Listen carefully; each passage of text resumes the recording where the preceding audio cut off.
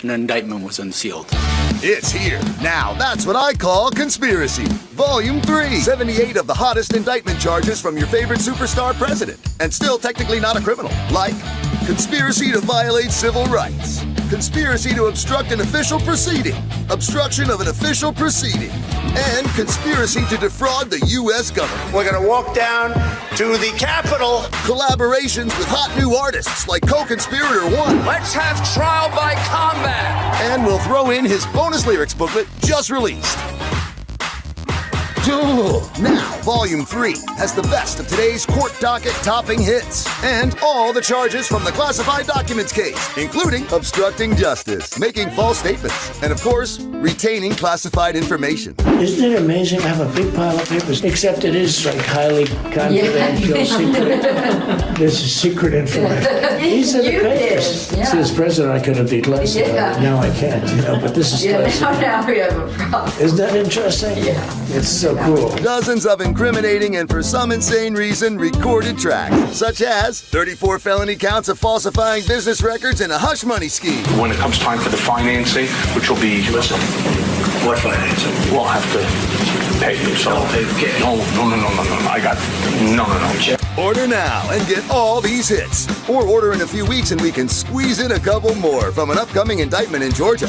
I just want to find 11,780 votes. Now, that's what I call conspiracy. Volume 3. What's that? Volume 4? What? Oh, Volume 4. Guys, how many of these are there? Why don't I just record all the numbers? Because this keeps happening. Save us some time.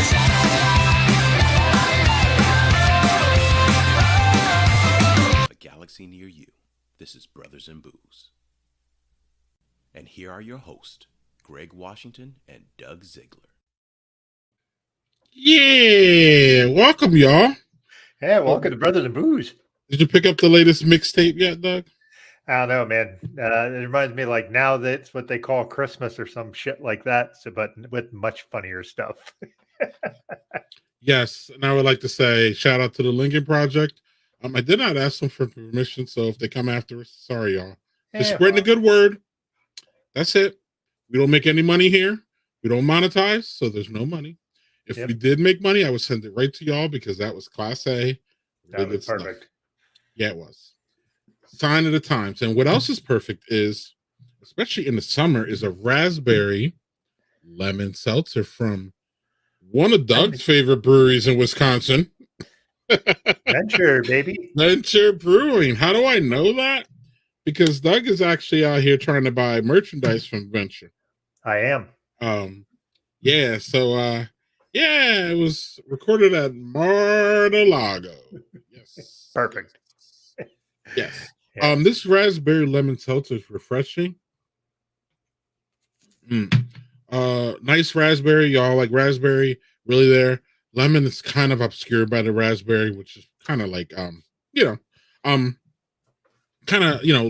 is kind of, unless it's really, really assertive, can get, bowled over by other flavors. Sure. But I don't like raspberry. Yeah. And this is nice, refreshing. Again, I'm getting into the seltzers that are, full flavored and have some flavor to them. I'm getting into them. I'm not going to lie. I'm still not going to be, White Claws or any of that mess. But, that's just not going to, but I think we're all embracing these lower ABV drinks and these refreshing summer drinks, and whether it be NA or hot waters, like I think our guest has, or, all these different things. I think it's good. A purist or somebody else would probably, take offense to that, but they'll get over it. Yeah, whatever. Exactly. They'll get over it. Yep. All right. So I'm actually starting with a lighter thing too, but I'm actually starting with a with a pale lager from Sacred Profane Brewing out of Biddeford, Maine. When I was in Maine, I had their dark lager, which I thought was quite excellent. This is just like a nice, it's like as our friend Robert Scruggs would call it, like a white, yellow fizzy beer. So it's like your Budweiser equivalent, but at a craft brewery. Has a little more flavor than your regular shit like that, but it's a good, solid, super drinkable, 4.2%. But yeah, it's also in my barrel and flow glass since we're a week out. Cheers. I got my venture glass. I'll see your barrel and flow and hit your my venture. That is an awesome glass. Yeah. God damn it. I don't know. That's equal, man. That's equal. That's equal love and greatness. Jade, she says, speak for yourself. I think we always do. I think we do. Right. Cool. So we're there. All right. Yep. Sacred Profane. Yep. For the win. Yeah, that's initially they started with just the dark lager and the pale lager, and they brewed that for like 6 months, and now they started getting into rattlers. So I haven't tried any of those. Yeah, and I also want to thank you for ending the stream last week when my power went out for about 6 hours or something like that. Came back at like 4 in the morning. And I was able to get back on my phone, and I was like ready to jump on, and I didn't have any lights. Well, you don't have like the light that you could turn on the front to be right. Like, yeah. Well, we had our like candles and we have flashlights and all that, but it definitely wasn't enough light like this one that makes me look a lot better. Yeah, or you could have had it like you were having a seance. Wow. That would have been awesome. Or like this. That looks like you're telling a ghost story. That's excellent. It would have been a lot like this actually. Without even, and that's the computer screen that's lighting this up here. I wouldn't have had that.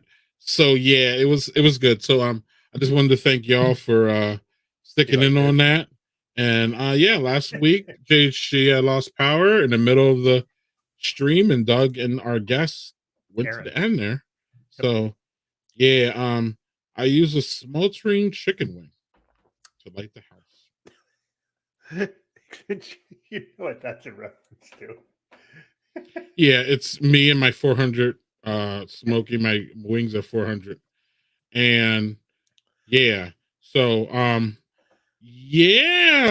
that's our gal Tiffany Martin there chiming in for Maggie. Tiffany Martin. Yeah. All right, Tiffany Martin and Maggie. Really? Look at that. Look at that. Shaking her head in the green room. Small world. I want to hear about that one. Small world. Yeah. 400 for an hour. Basically, yeah. Yeah, sure. Why not? Mm-hmm. Hi, Tiffany. I assume that's my friend Tiffany. Yep. Miss you. Mm-hmm. It's almost like sounds like it's a college that I didn't go to. Miss you. Right? Doug, you're done already. Is that? I started that beforehand. It was a 12-ounce beer. So. Ooh. Oh. Yeah. I normally don't start early. So. Yeah. First beer conference in Milwaukee. We met outside the conference. And I didn't know Maggie then. So you know Maggie longer than me, Tiff. That's wow. Shit. Look at that. Shit. I knew who Maggie was. I did not know. We had not formally met. Yep. So then, I forget how Maggie and I met. We gotta talk about that. Anyway, we'll find out. What? Yeah. You do know people. Mm-hmm. Doug. That's true. That's true. Hey man, I'm 51. Shit doesn't work the way it used to. Why does Zach continue to make, like, you got to give him props, Doug. He continues to make cringe comments that even, like, you think that you've heard it all from Zach. And there's always... he's a bottomless well of this stuff. It's great. Right. At least that wasn't in all caps.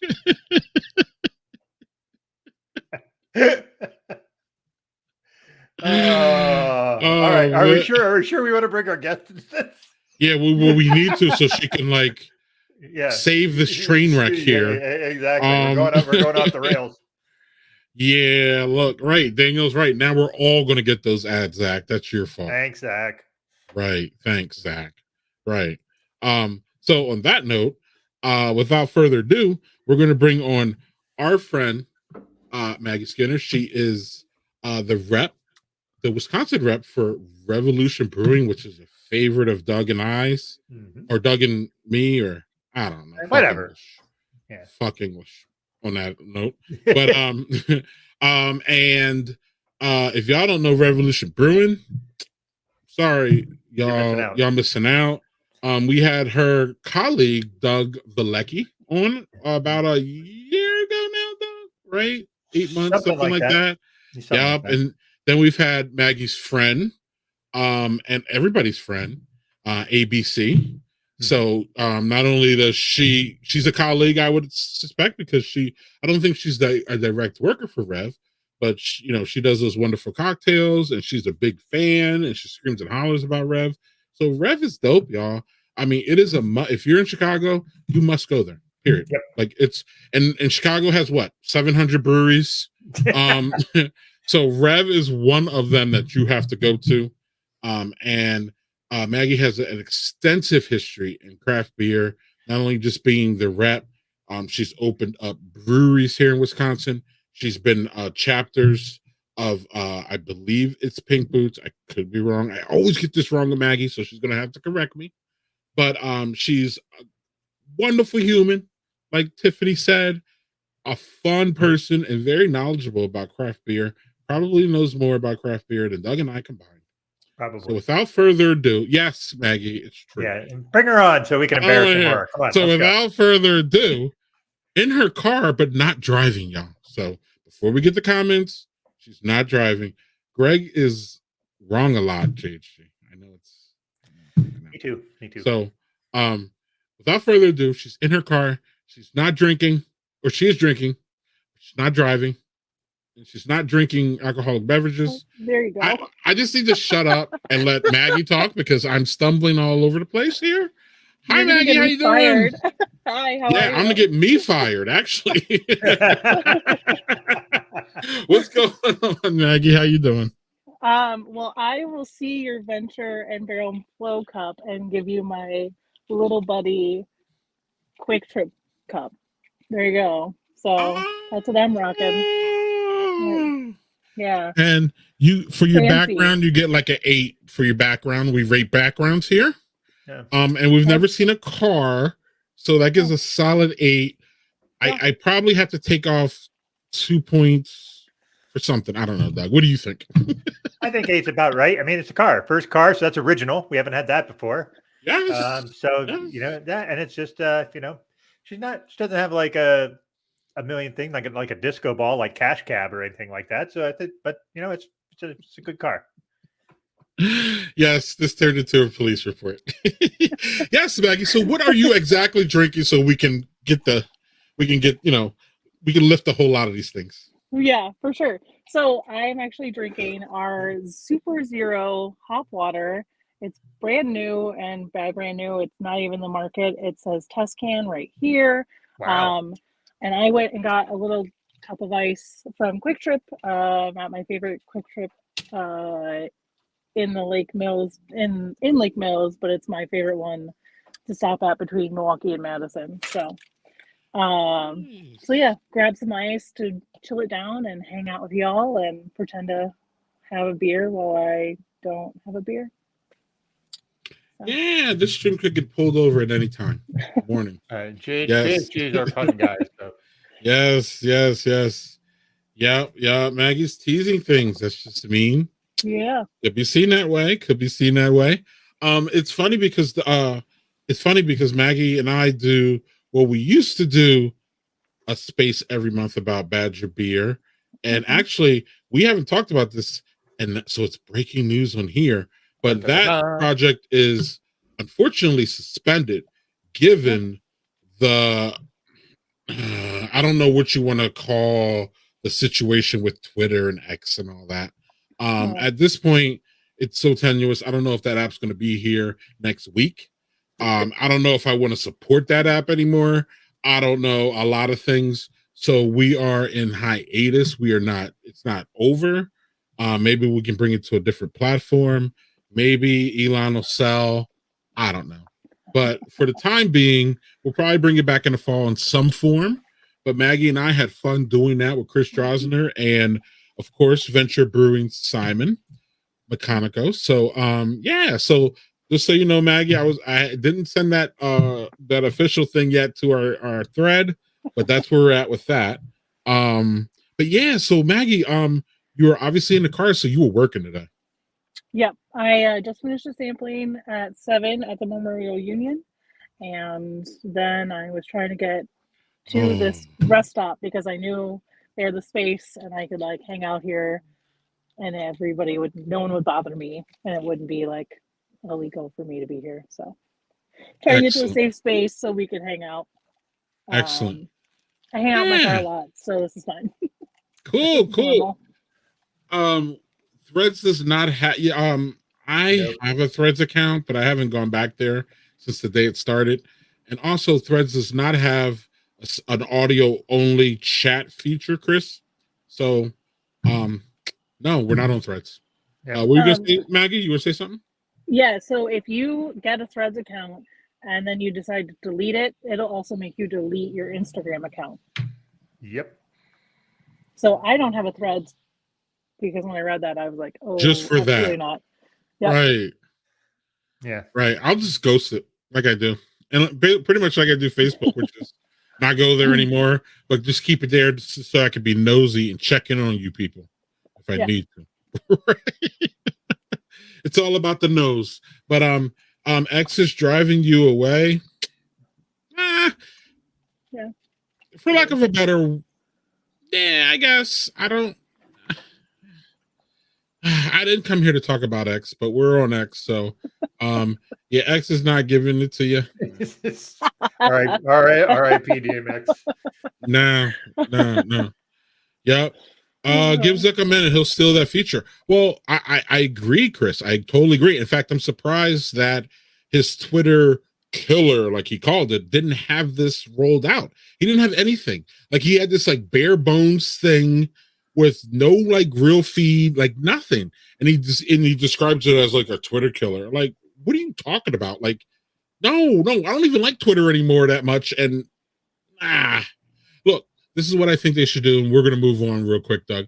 I think that Zuckerberg and Elon should have a cage match, and whoever wins gets the other one's platforms, and the other one just goes away and does something else. So, like, the way of MySpace. Right. So when Zuck beats Elon, because he's going to, then Zuck gets X, and then he can like do whatever he wants with it, and then we can move on and not have to hear about either one of these idiots for the rest of our lives. That's not going to happen. I don't think Zuckerberg can legally own. I mean, I'm sure he could own Twitter or X, but I think there'd be some kind of monopoly on the social media. Isn't that the whole point? I'm sure. I think it'd be like an antitrust thing, right?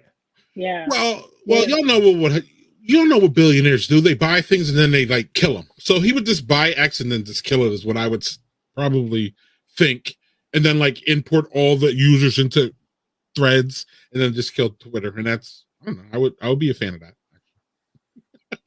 But I don't know, Maggie. I think legally there's like so many hurdles, but in theory, sure. I'm down. Right. This is Greg's made up world. But anyway, Maggie and I do some things. We have some projects that we do. And it's funny though, because Doug actually booked Maggie. And I did it. And I was like, Doug's like, Maggie Skinner, we got it. And I was like, wait, my Maggie Skinner? Wait, is there another one that like what? Like I had already asked. So now I'm calling Maggie out on live stream. I had asked Maggie at one point to be on this, but I wasn't like, I didn't pressure you, or I didn't like put any like force on you. So then when I heard that you and Doug, I was like, oh, okay, cool, good, all right, it works. You asked me, and I said, yeah, whenever. But your follow through, Greg, is a little lacking. Oh, look at I'm getting called out now, Doug. And that's I was like, yeah, this date, and yeah, there you go. It sounds very believable, so I'm not going to argue. That sounds right up my hell of alley. a story to make up, Right, exactly. And that sounds a lot like somebody, so I'm not gonna. So anyway, Doug, I'll pass it over to you two since this is technically your guess. Well, You can start it's our guess, Greg. It's our guess. This is our. I know. Well, you know how I frame it. Yeah, I wanna ask how you came up with Wisconsin Beer Maven. Somebody called me that. Whoever did that was a genius call. And I really like that, and I was just like, sure. So, yeah, That's excellent. Yeah. And that speaks to. And how long has that name been around? Bunch of years now, right? Yeah, I would say at least 6+. I would think. So, yeah, it's been out there. I know. Sorry. Oh no, you go. I know that there was like another beer girl that was just like Beer Maven, and I actually had a conversation with her, and she was like, no, keep it. And I said, great, thanks. Mine's just Wisconsin. So so while we're here, and then we'll get to Doug's second one there. While we're here, so how was your entry into the craft beer business, and tell us about your first couple of years in the scene and all that. Sure. I was working a corporate job at a Danish company that sold telescopic conveyors, and that was great enough. I mean, they sent me to Denmark, and that was dope. And I started Milwaukee Girls Pint Out, which is the other thing, Greg, that you were trying to reference earlier in the intro. I started Milwaukee Girls Pint Out, fell in love with the beer scene that way. Quit my corporate job to work for Revolution Brewing when that was alive and well, and that was a very long 9 months, and I had a kid, so there's that, and then I left for Johnson Brothers, which is, they had a craft beer portfolio, a very, very small one, and they needed another beer person, and so it was like me and one other dude selling craft beer for Johnson Brothers for like 6 months. And then that kind of imploded on itself. And I worked for WDI, which is Wisconsin Distributors. And then after that, Fermentorium. So. Yeah. Well, that's kind of ballsy to jump from like the relative safety of a corporate job into something that's, the craft beer industry is notoriously kind of tumultuous.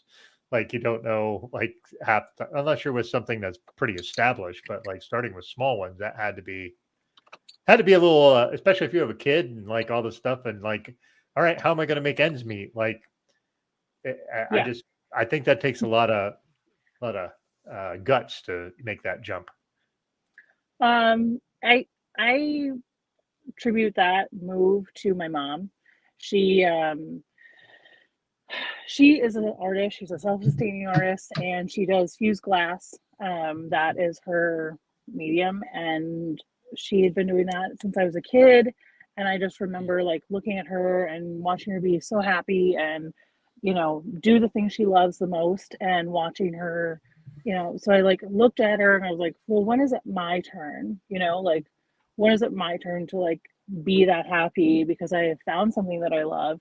And she was like, you just have to do it. And so I was like, well, okay, screw it. And I did. And like cutting my salary in half and like not really having the same like insurance or health benefits, especially for a kid. So like, shout out to Wisconsin, for giving my child health care. Thank you.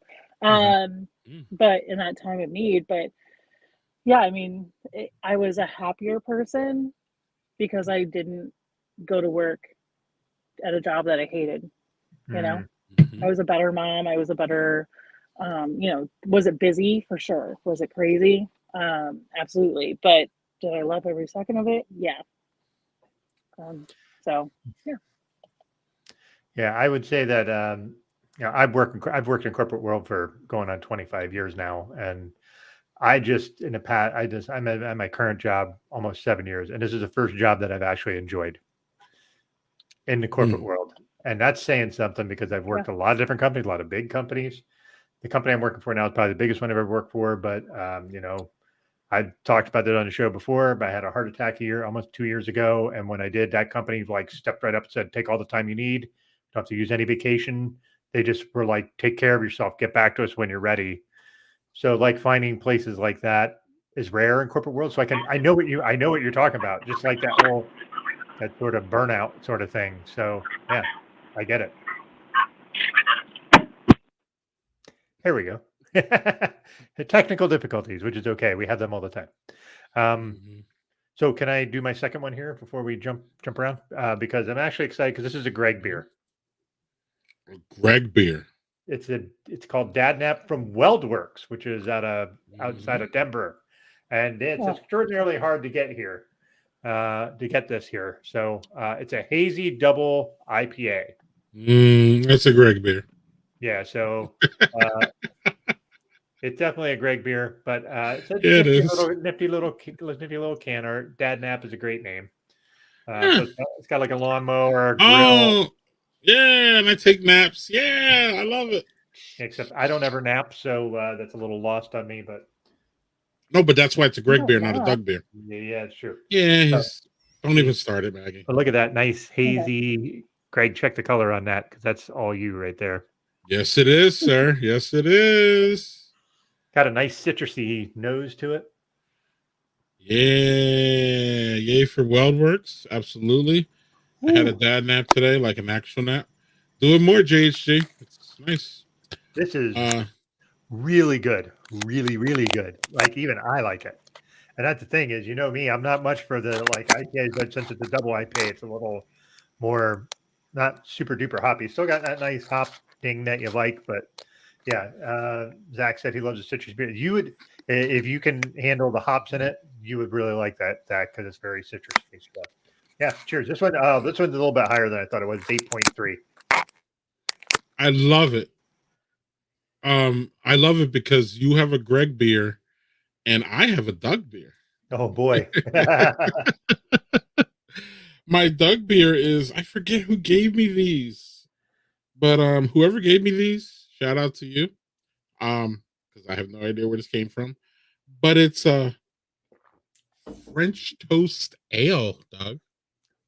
Okay, that would be something I would get because it's got weird shit in it. From Pitchfork. Remember I had Pitchfork last week too? Yes, you did. Yes, where's Pitchfork out of again? Minnesota? Yeah, Hudson, Minnesota, or Hudson, Wisconsin. Oh my God, my eyes are horrifyingly. Where's your glasses, my dude?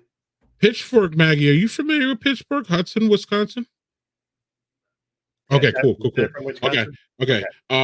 Yeah, Maggie travels. We didn't get to that. We will. She travels this whole state, Doug. So she knows all these little small towns. We're gonna get to that. But anyway,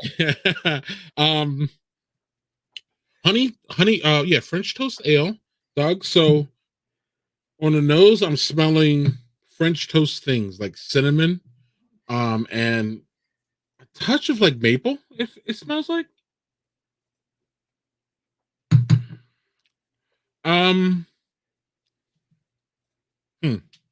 So on the front, it's definitely cinnamon and a little bit of it's not overly sweet, Dog, which is nice. And then the end has a little bit of a punch to it.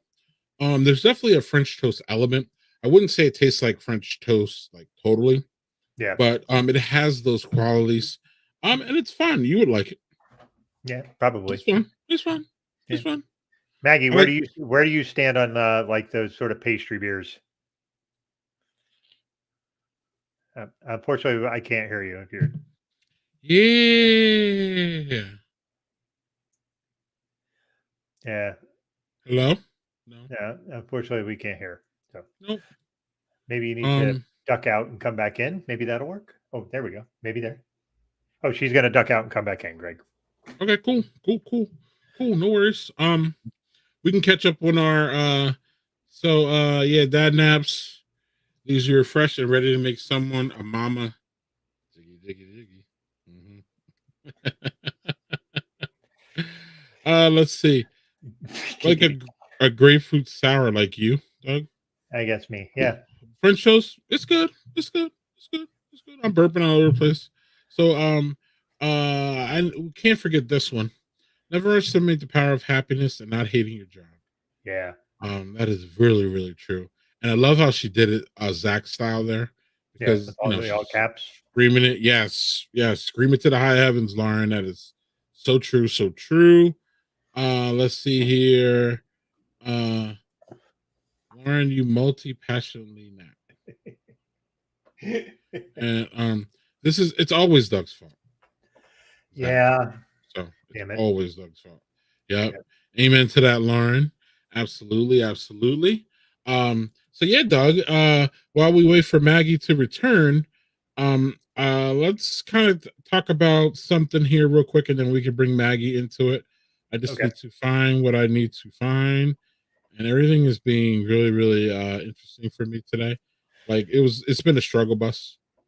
So I don't know. Did you do any overlays after I left last week? Because I missed it. I just did the overlays for like at the end.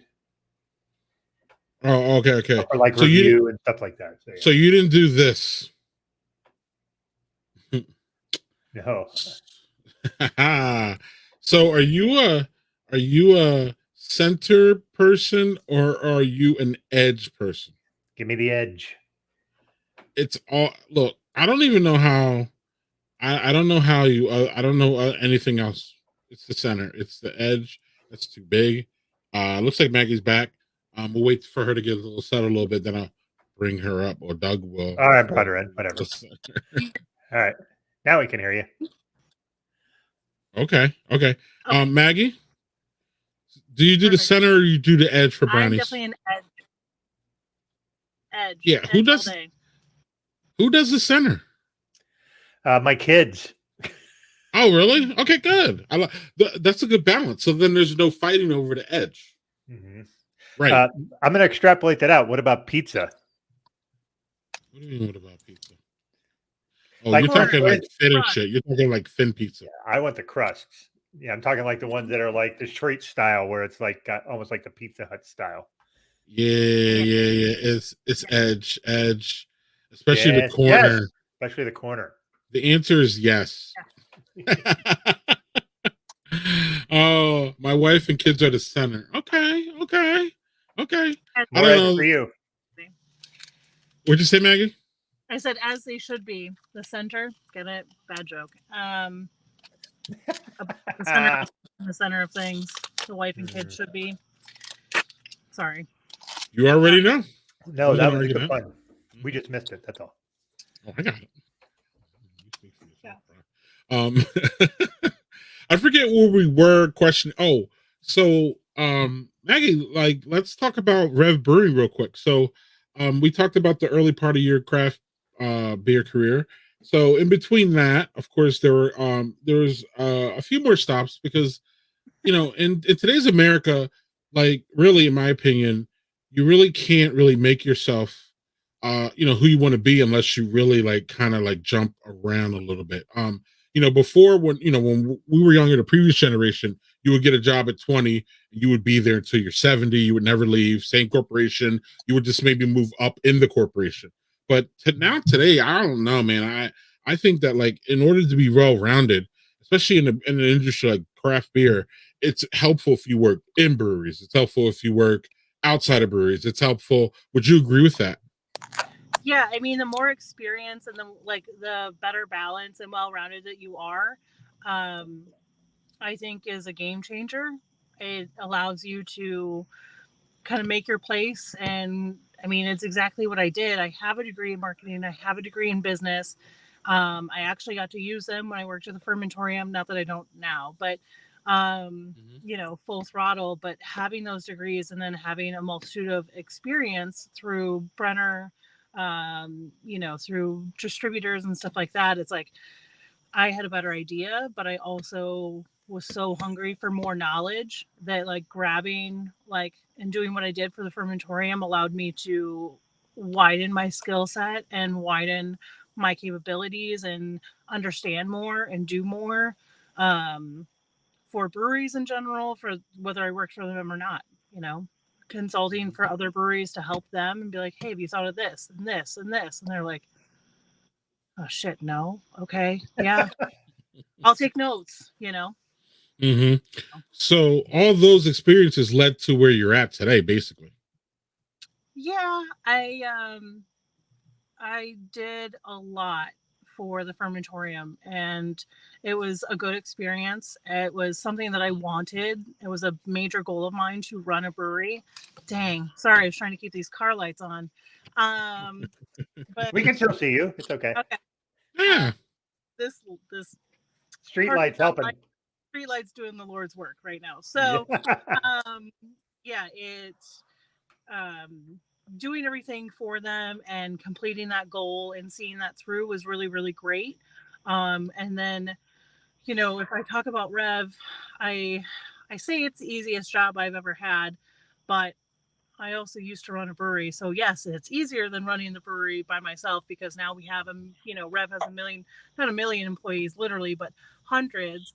And so it's like seeing different passionate versions of yourself, not like you personally, but like your same heart and soul is within everybody else because everyone's on the same level of being passionate and understanding and caring and want the same success. Whereas like for fermentorium, it felt very much like I was the only person a lot of the time that wanted or had that passion for success and the drive and stuff like that. And that makes it easier to work. That makes it an easier place to work when you feel that everybody has that kind of same motivation. So you feel like other people are pulling their weight is how I feel it. Right. Yeah. Excellent. I believe Tiffany, I believe this is Tiffany. Yes. She wanted to make sure. Doug had asked you about what do you feel about pastry beers? Yeah, I mean, they're not my go-to by any means. I don't seek them out. I used to love them, but they're very sweet, and half the time, like, breweries are just throwing crap in there, and it's not well thought out and like thought of, and so it's Brothers and Booze After Dark. That's very what this is. But yeah, so I don't seek them. I don't dig Cinnamon Toast Crunch, or like I dig Cinnamon Toast Crunch, but like French toast is for the birds. Coconut is also for the birds. But I will drink like our barrel aged beer at Rev, but I'll have like 5 ounces. I don't want a whole can. I don't even want the full 5 ounces, not because it's not good. It's just so much that like at what point do I stop enjoying it? You know? So I'd rather like think about it, savor it, enjoy it than just slam 16 ounces of sugar. Yeah. Right. Doug? Yeah. So, like I said, pastry beers are things I will try them because I want to see how they make them. But I'm with you. Like I have gotten to a point where I'll try them, and on the show, I'm kind of known for bringing these things where they have like 18 fucking ingredients in it. So it's almost like sort of something I would do in a show. But if I was not on the show, I wouldn't drink very many of them. Like I would go to a brewery and I would try them because I want to see how they make them. But like sometimes with them when I'm getting the pastry stouts, it's like, all right, I've had half of this beer and I feel like my teeth are hurting. So maybe that's enough of that. So yeah. Exactly. It's only good for so long. Yeah, agreed. Right, y'all. So we're not going to hold Maggie that long. So we're going to accelerate things here. What's that, Doug? Yeah. I have something that I told Maggie I would do in the show. So let's accelerate it. But I do have one thing I have to get to before she goes. Cool. I have all the time. You're good. I got my laptop propped open, so maybe there's some extra light. Yeah. Okay, that's cool. All right, cool. We're just gonna jump on. Come on, let's go.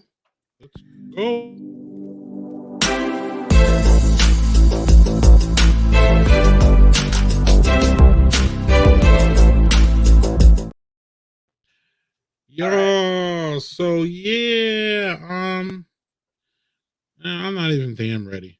So, so I know Maggie wanted to talk about the hottest movie out there today, y'all, and y'all know what it is. Don't act like you don't. No spoilers though, right, Maggie? No. Okay. It is this movie, y'all. I'm showing this specific graphic for a reason, but it's this movie, y'all. It's Barbie. And Barbie is getting good reviews across the board. People are saying it's funny, engaging. And what I like about it, Doug, actually, is that the right wingers hate it. So that's why I'm a fan. Maggie is shaking her head, so we're just going to give her the floor to talk about whatever she wants to talk about Barbie wise. The Barbie world. No, I mean, they say it's very anti-man, and I think it's not. I think it shows that the patriarchy isn't working for either of us, right? Either like standard basic ass gender, there's all of that too, but it also definitely, like, there are some points in it that are very empowering and should be empowering to everyone who watches it.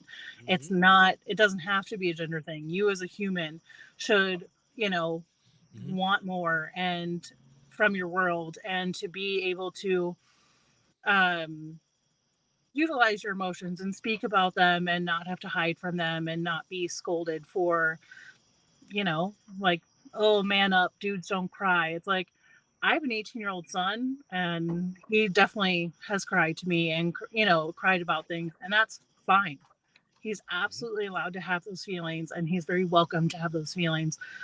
But I think, previous generations and stuff like that, that was not okay. That was not acceptable. Is there issues with Barbie's figure and, measurements? Is that realistic? No, but you see Barbie in the movie in a variety of ways, and that represents all of us. And so I found it great. I cried. It made me, there's some like mom. So if you have mommy issues, that's definitely not, the movie for you personally, unless you really want to, go to your therapist the next day and struggle through it. But yeah, I mean, I think it's a solid movie.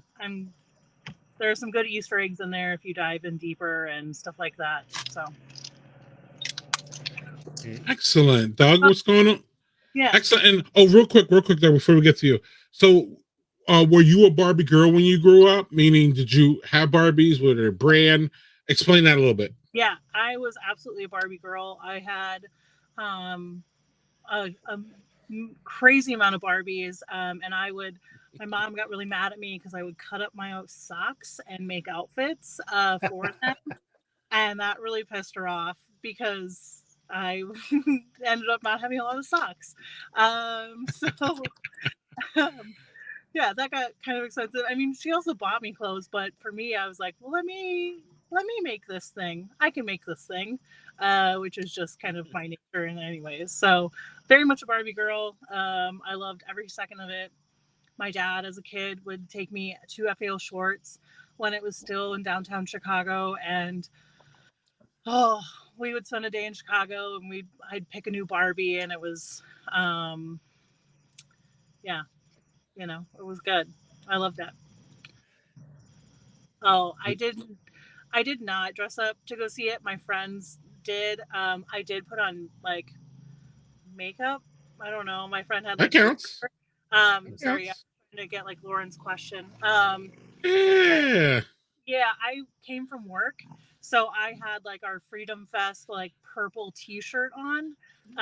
That was like as Barbie girl as I could get, but like I had like glitter on my face, and that all counts. That's cool. Absolutely, that all counts. Doug, what is your before you get to what you're watching? You said you had some comments about Barbie. Yeah, I want to say that I went in I wanted to go in open-minded, and me. Oh, you saw it? Oh yeah, I went with Jill. Oh, cool. And so we watched it. It was excellent. I really thought that was the way they turned like feminism and patriarchy around and just played with all that in a space that it's really, really, really well done. Will Ferrell being Will Ferrell in a movie is never not funny. even if the movie sucks, he's always funny. He's great in it. But just the way the idea of someone like Ryan Gosling, who is like this guy who's thought of just like this really pretty guy, and using him as Ken, and him being willing to just kind of completely make fun of himself the entire time, go with it, is just brilliant. Simu Liu from it was a Marvel movie that was the Ten Rings, and I'm gonna butcher the name that was part of it, but he was like the main superhero. And I know I know Daniel know what I'm talking about. But he was like one of the guys. The guy who's the next Doctor Who is also one of the Kens. So that was really cool, and yeah, it was just, I thought it was super well done, and I really, really, really enjoyed it. To balance it out, we're going to see Oppenheimer tomorrow to bring down the mood. So. Okay. I gotta I'll double back to you quick, Doug. I have a couple comments. I did not see Barbie, but my sons who are 19 and 17 went to see Barbie, and then right after, in the same almost sitting, they went to see Oppenheimer. They did the double thing. It was really, really fun. I was surprised. There's never been a Barbie in this house ever. I don't remember my kids asking. I don't remember them caring. I don't remember them even, in that realm at all. And they absolutely loved it. They loved everything about it. It was just amazing how I was just really, really surprised about how engaged like two boys were, to it, and how much they enjoyed it. And I found it to be so fascinating that it actually, I thought Barbie was just going to be kind of like, a generation, X thing, and, girls all over.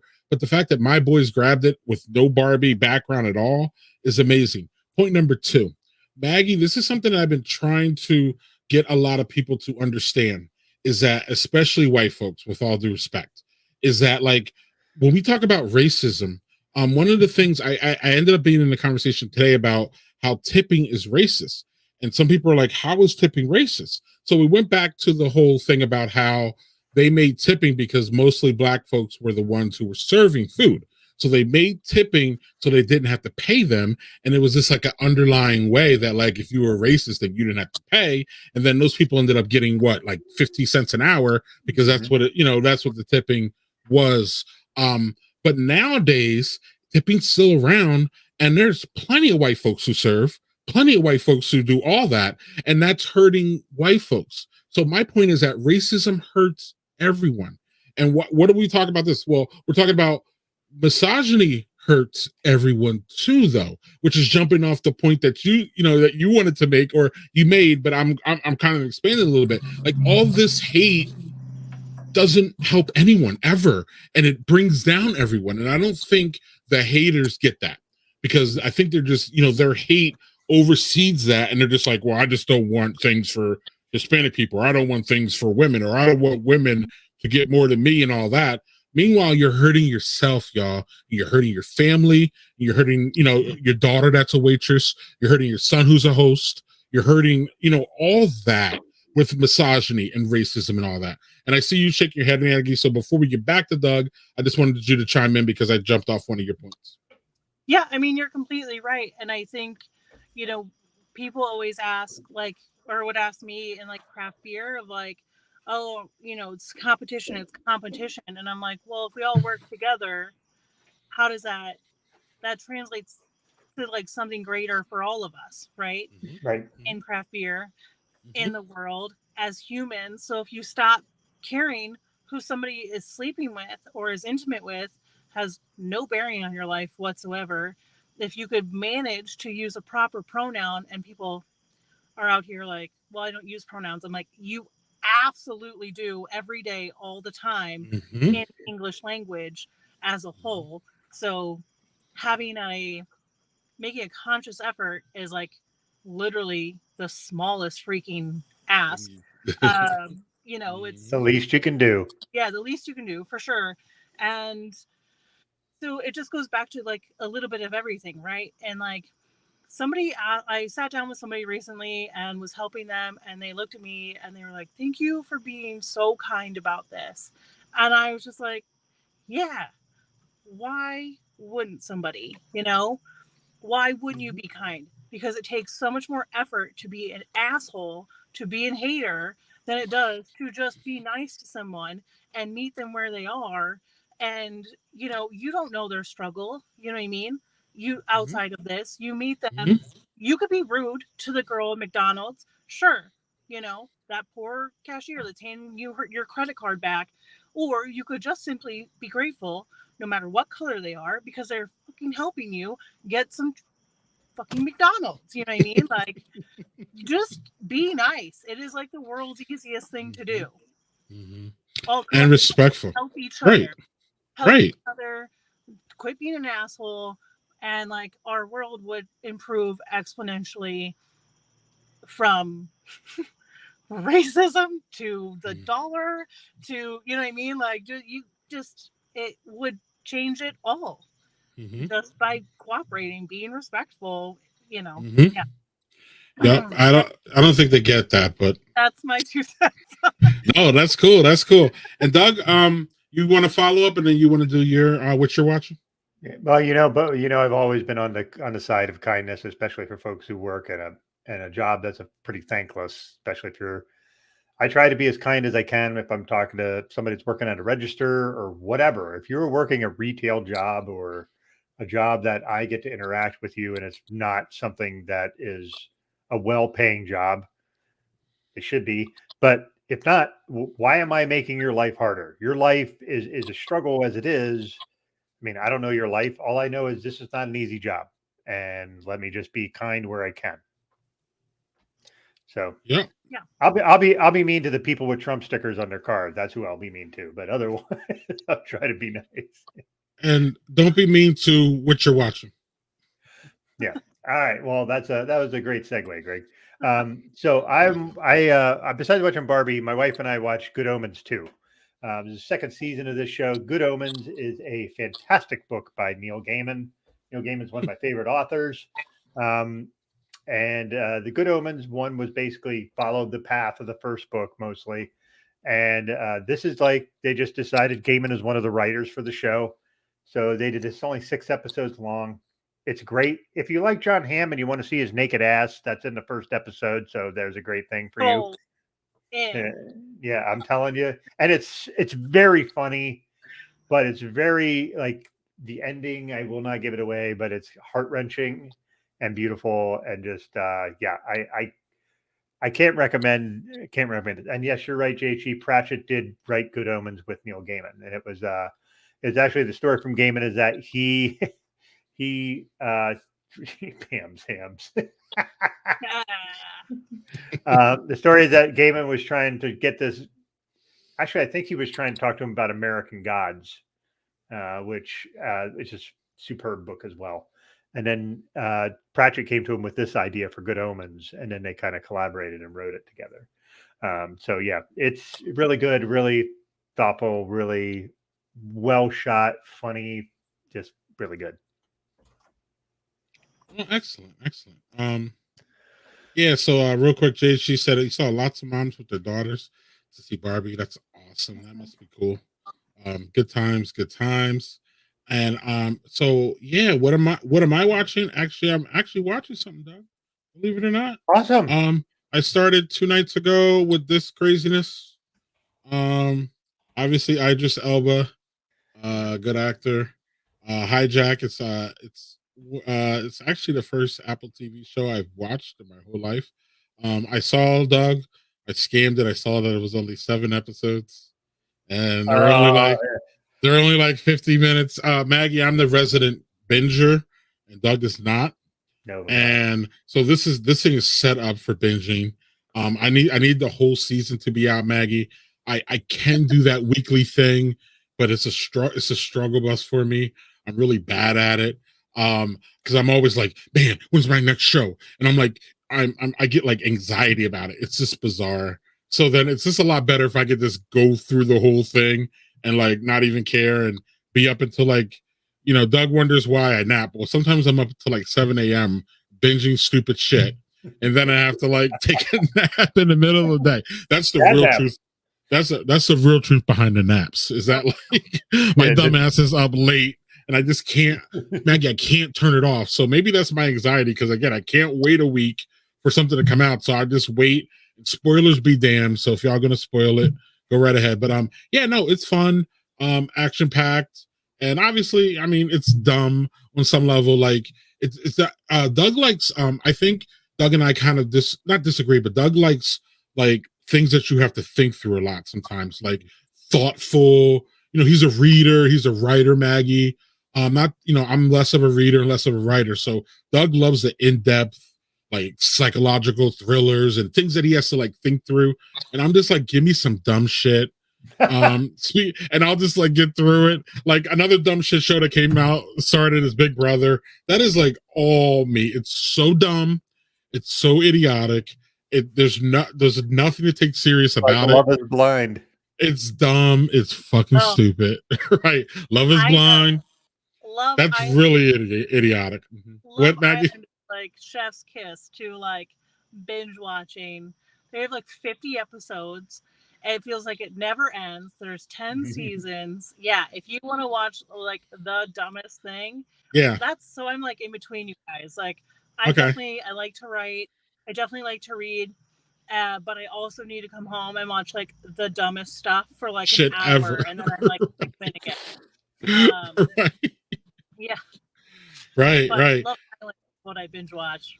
So yeah, JHG, it's fun, but don't like take it too seriously, JHG. Don't like. And I'm only 3 episodes in, and I'm like, some of this is weird. Okay, this is okay, but it's dumb shit, so it's great. It's fun. No, it's not a movie, JHG. It's a I think it's 7 episodes. 7 episode series, yeah. Yeah. So it's fun. It's fun. Again, don't take it too seriously. And you'll be fine. So yeah, y'all, that's what the latest that we're watching.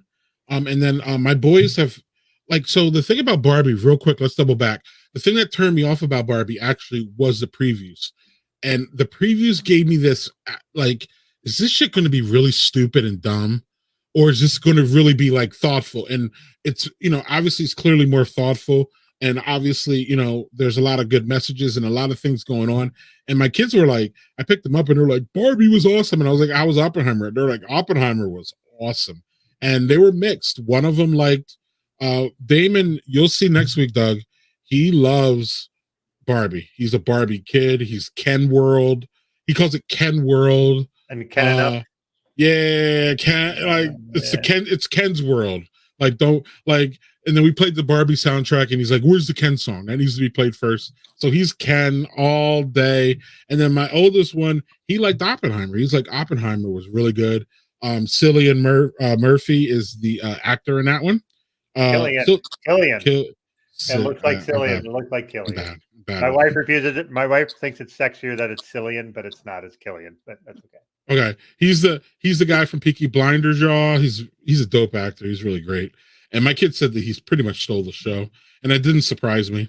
And I told them that they need to see Peaky Blinders, but they're on Breaking Bad now, so that's really interesting to have my sons old enough to see that show, and then just to hear the different things. But it's cool. Maggie, your son is not he's not old enough for like this stuff, is he yet?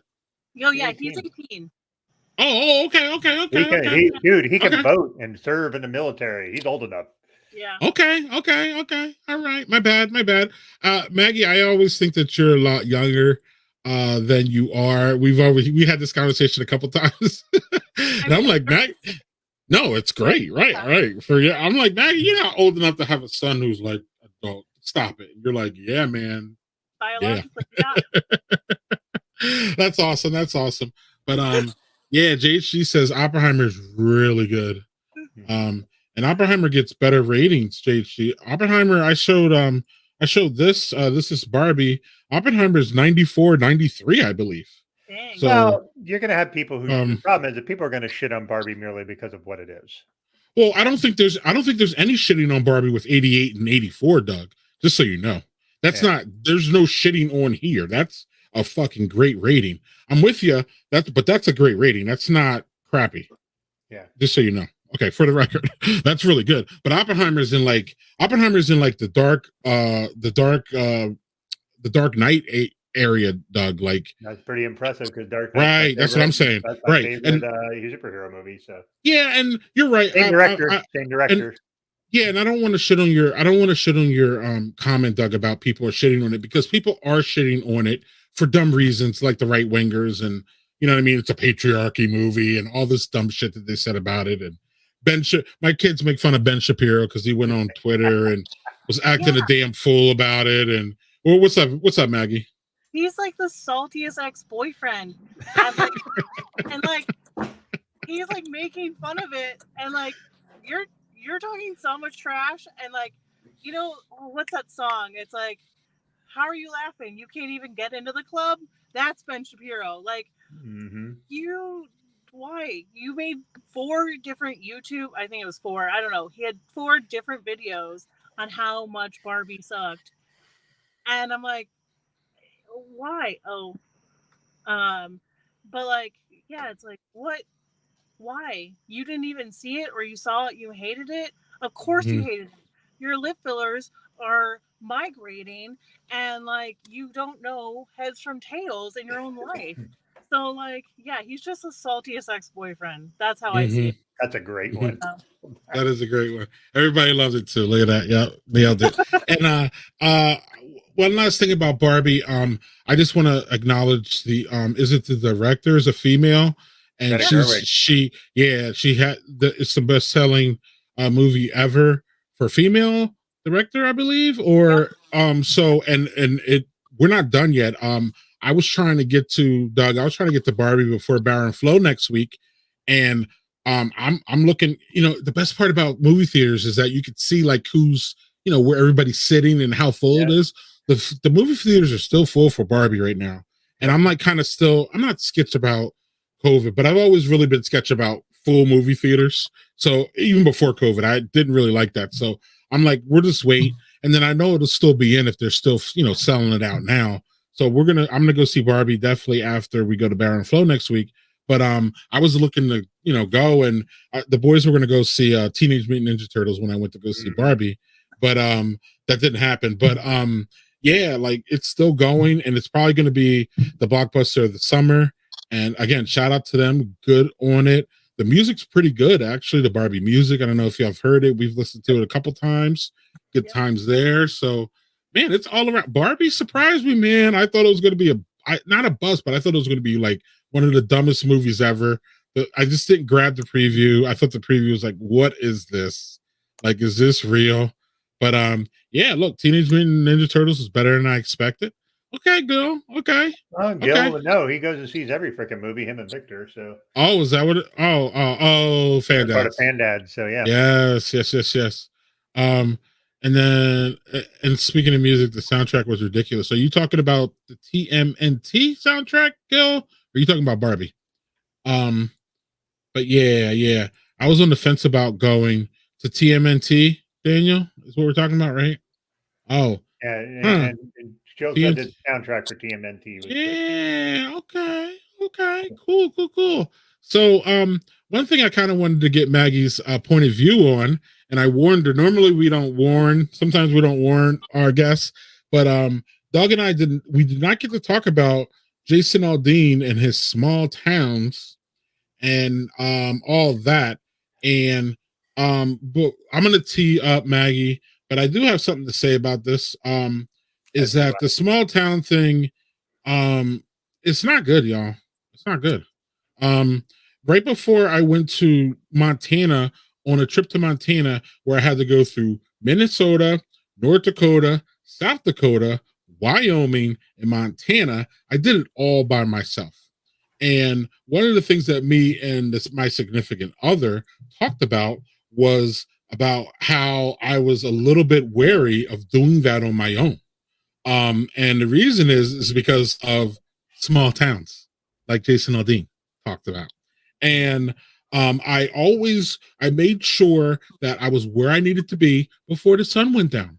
And I made sure that I would, I got to North Dakota really late though. I got to Bismarck, North Dakota really late. It was like 8:00 until I got to my hotel, but I went straight to my hotel, went straight to my room, and I ordered food in my hotel because I didn't when I go out.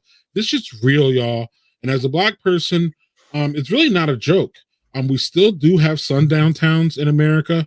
And I just don't understand the tone deafness of him. And I don't understand how he believes that that was like totally cool and he doesn't really care.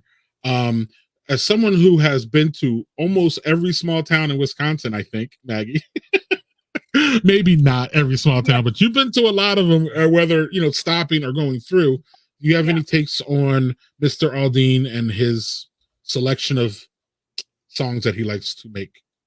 Yeah, I mean, I'm not personally a Jason Aldean fan, but I grew up in rural Kentucky for a little bit, and that is very much a real thing. And when I grew up in Kentucky, it was either you joined the church or um, you're with the Stoners. So like that was kind of it. But to Jason Aldean's video, I mean, like he uses a site of lynchings in the video, so he's sure if there isn't a line that actually calls it out, we have made this very obvious that this is what happens, and you have made yet another anthem for all the Trumpers to hang their hat on, and or the New Age Proud Boys or whatever, or their hood called. Yes, whatever they're called now. So like now here's your new anthem. I will say I do like country, but not that country. So I'm a Tyler Childers. I am a Zach Bryan fan. I have been to Montana for a 3-day country music festival. Like I love it, but I also Tyler Childers came out with a new song, and people are like, "Oh, it's about two boys kissing," and whatever else, and it's like, well, in Appalachia, which is which I chef's kiss, love that. However, there's no line in there that says it is about a certain kind of love. It is about love. You know what I mean? Like, so you can ring that however you want, but like, just like Aldean said, you know what I mean? Like, but I'm not racist. Exactly, Jonathan. Yeah, stuff like that. But yeah, you could swing it both ways. Oh, well, he didn't say anything about lynching. Oh, well, neither did Tyler. He didn't say anything about, queer love, homosexual love in the song, but we all know, especially if you make a music video like that, like who's also making music videos that consistently anymore, because MTV is dead and so is VH1, right? So kids don't watch those, right? Maybe. Am I that old? No, they don't. And the tell is really, though, that he removed some things from the video. That's the tell, in my opinion.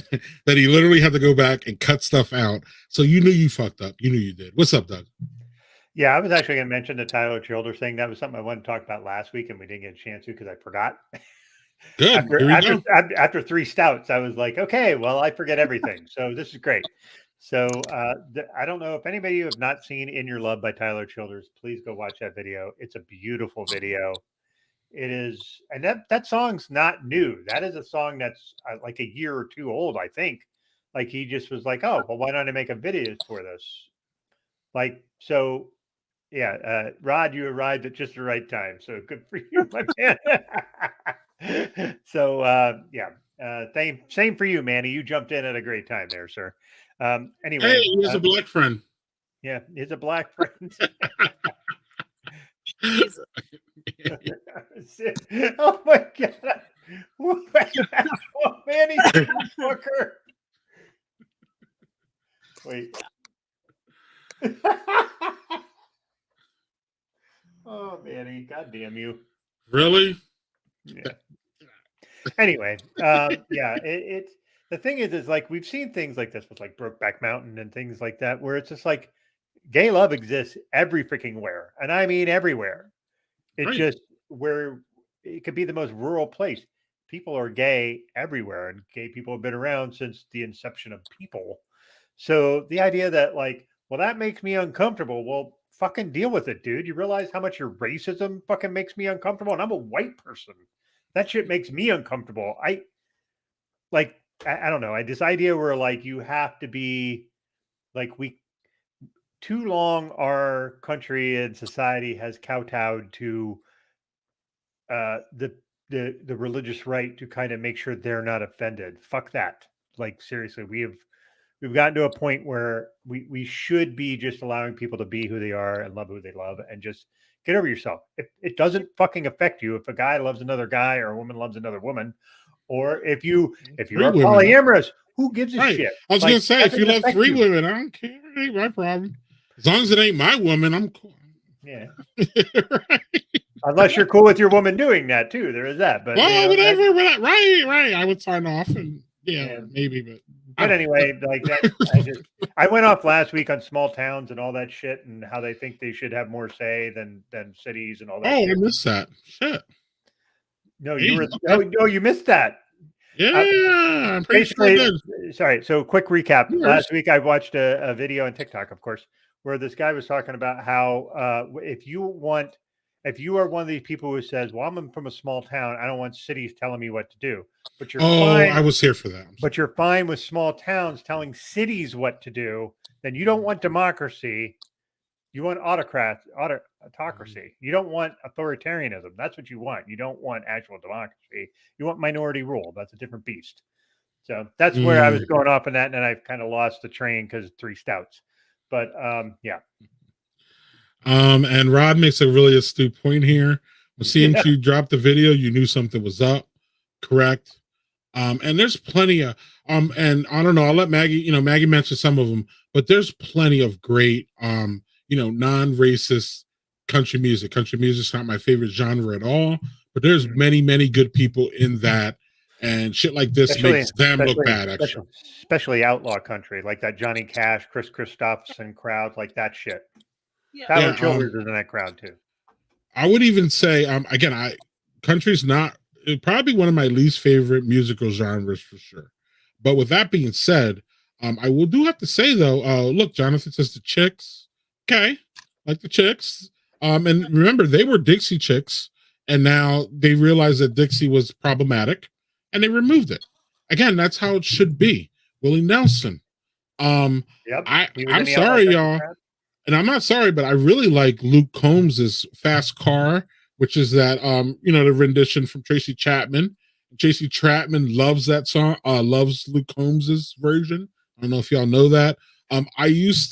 I liked that song. It was just overplayed back in the day. So I really got to hate that song, but that song is a fundamentally really good song. And it's good to see Luke Combs take it and pretty much make it his own. And from what I know, Luke Combs is a good dude too. Right, Maggie, or no? Luke Combs is a good dude, right? Yeah. Okay, cool. So again, I just want to make sure, even though I don't really like country that much, that we just don't paint country as, all racist and all that, because there's plenty of good people in that genre singing and bringing joy and entertaining folks. So good on country for at least some of y'all pushing away, but I saw a little bit too much cozying up on that mess that I thought that we at least had to address it to make it known how we all felt. And Maggie, I thought you were the perfect guest given your background, where you're from, but also you're all up in these small towns, especially Wisconsin. So yeah. Fucking Manny. Really, Manny? Stop. Stop it. Hey, for the record, Maggie, I don't think you ever saw Manny was on the show, and the first time he was on the show, he showed up in a like smoking jacket. On a throne. On a throne. It was like a literal throne. And ate cereal and poured beer into cereal and ate it on the show. It was had cereal, beer, and then cereal, and he's a cereal guy. So yeah, he's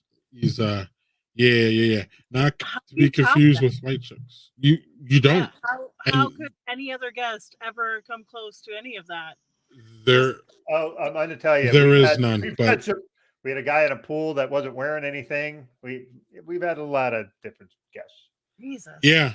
We had a beer rep in the car.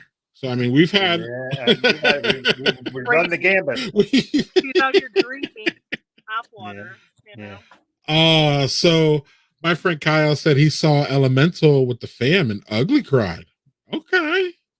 All right. I Well, love that. our guy Kyle is not afraid to love- be emotional, and we love that. No, that's great. That's great. But it's good to see everybody back at the movies too. This is something I really didn't want to. I wasn't expecting to. Not really didn't want to. I wasn't expecting to conversate about. But it's really nice to see everybody going back to the movies. People feeling comfortable. Maybe our movie industry will, hopefully Barbie's going to enable and Oppenheimer, the buzz between them both, and they couldn't be two vastly different movies from what I hear. It's really, really interesting, and I'm just glad to see everybody going back to the movies and feeling comfortable. That's like an American. I mean, it doesn't get anything more American tradition. It's not just our tradition, but that's something that everybody likes to do. So, yeah. There's been plenty of great guests, absolutely, Manny, and like JHG said, including you, including JHG, including Daniel Fisher, and that's what I like about what Doug and I are doing here. Most of the people who have watched this have been on and are welcome back. Most of you, some of you aren't, but I'm not going to tell you who's not. Cinnamon toast crack. So, Doug, you had something that you wanted to address or talk to Maggie about. Well, I'm gonna go get my thing here. No, it's for both of you. So I'll wait till you get back. Or you want to? Okay. Oh, and Maggie's phone just fell off. So okay, cool. As long as she's fine, that's great. Yeah. I want to make sure she didn't get hit by a truck or something. So yeah, that's right. Doug, do you want to do your surprise beer? Yes. Yeah. Okay. So I had a friend send me a quintessential. I had a friend of mine send me a quintessential Midwest drink. I requested this, so just a forewarning. And being that you're a representative of Revolution, this is from Chicago. Is it Malort? Yes. Malort. Yes. I am a little scared of this. So it's just these little tiny bottles. The best part is the top. It says, to share with friends or enemies. Yeah. No. Oh man. So do a Malort shot right now. I'm going to. Yes. Oh, this makes me so happy. Yeah, so I love Malort. So you love it? I do. Right, so I have heard so many people just like, there's a guy that on TikTok that's like he's like unemployed wine guy or something like that, I think. And he makes Malort cocktails and he is just like, like the whole time. He mixed Four Loko and Malort the other day. And oh, yes, he did. There was like a coffee infused Malort that he had on his face was like, you couldn't have paid me, but I do. Oh, no. No, let him do it. Doug needs the experience of Malort. All of you in the comments can shut up for a hot second. This needs to happen. I have intentionally not read of what this tastes like. So perfect. On purpose. Because I wanted to be like, yes, Lord, I'm going to do this now. Yeah. I am only going to do a little bit because I am scared to death of this, to be honest. Oh. And this is in my Kraken rum shot glass. That's plenty of Malort. Oh, you should have smelled it. Yeah, you should have smelled it. Yeah. That smells like rubbing alcohol, and I'm not sure. Oh no. What have I done? I have become death, destroyer of worlds. This is the best television anybody could ever ask for at this point. All right, so cheers and hope I don't vomit. Oh wow.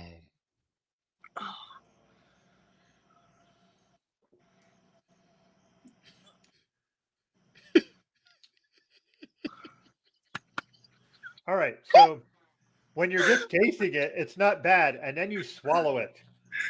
And that's where the flavor comes, baby. And by flavor, I mean, like, you know how they resurface driveways?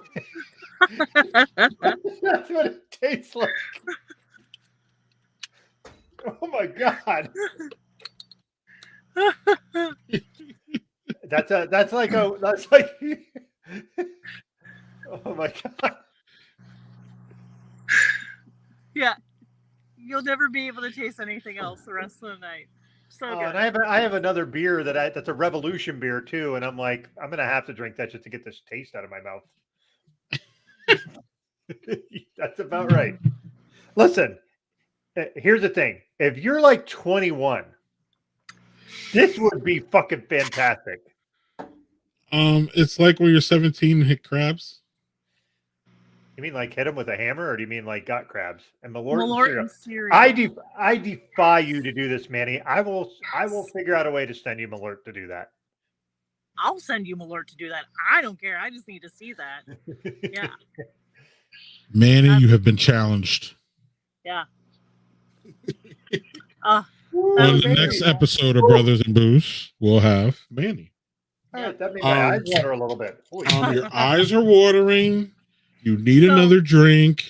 What's up, Maggie? Doug, I do Malort bombs. What are Malort bombs? Is that like an Irish car bomb? Nope. It's a shot of Malort with some Red Bull, kind of like just regular bombs at the bar. Sometimes like a Jaeger bomb. Yeah. Well, there's no. Yeah, I guess Jaeger bomb does have. Yeah, bomb shots in general are with Red Bull, and so we just do Malort bombs because, I'm a terrible human. So Greg, do you want me to bring this with me to Barrel and Flow for you to try? Yeah. Yes, I do. All right, I'll bring it. I'll do. That means your partner needs to try it too. Okay. Well, all right. All right. This is the thing. So if you're a Chicago person, Gil why? Chicago, why? That is a Chicago staple. It's like the liquor equivalent of Scrapple in PA. Like Scrapple fucking tastes terrible too, but people in PA eat that shit up because it's Pennsylvania, and you're like, Don't talk trash on Scrapple. Scrapple sucks. I will talk trash on that shit all day. And I grew up in the middle of fucking Amish country, and that shit was everywhere, and I fucking hated it. I didn't start disliking it until I found out what was in it. Yeah, JHG just said bring that to Milwaukee. Sadly, JHG, I am not going to be able to make it to Milwaukee because the amount of money I have spent on car repairs and car replacements. I've had to buy 2 cars this year, and I went on a trip and took 6 teenagers, and they ate every fucking piece of food in 2 days. Like, I'm just going to tell you, I have no money, so like, I'm not going to be able to make it to Milwaukee this year. Even Rod, yeah, try that in a small town. Even Rod agrees with me on Scrapple. It sucks, but it's like a rite of passage, Malort. Yeah. Malort and Scrapple are probably Scrapple's no as well. But you love it. Sorry, you said you love Malort. I do. Yeah. Why do you love it? Is it just because it's like you said a rite of passage, or what's the thing? I think I do it for the bit, honestly, because people are terrified of it, and then if you do it, and you just, I ordered a shot of Malort, and these 2 like 23-year-old something kids were next to me, and they're like, "Did you just order that? Is she gonna really do that?" And the bartender was like, "Yeah, because she has bigger bowls than both of you," and that's. Really, I do it to instill fear in other humans. And, the only way I want to be superior is in my Malort drinking skills. So, you are superior to me in that. I will tell you that 100%. Also, I will give. Yeah. I'm going to bring some so Greg can take it to Milwaukee. So, because JHG said that, I will give you some so you can take it there for sure. So we need a Malort cocktail. Oh, there's plenty of them. Malort makes their own cocktail. Yeah, but creating a Scrapple vodka? No. Ugh. That's great. Let's do it. Malort has made car oil, some oats, and a pinch of regret. More than a pinch. Oof. Yeah. I love that. I love this because it has to be said again. Try that in a small time. All right, y'all. All right. Doug, that was fairly entertaining. That's not what I have here is really nothing that compares to that, but I just want to show it. Central Waters House. Oh, nice. Yeah. House, whatever you want to call it. It's, simple lager, baby lager. It's fun. Nothing to write home about, and it's certainly not Malort. But Doug, that was really nice that someone got you Malort.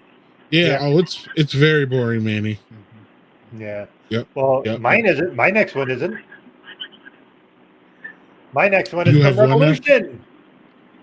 Dark mode. Yeah. So this is Yeah.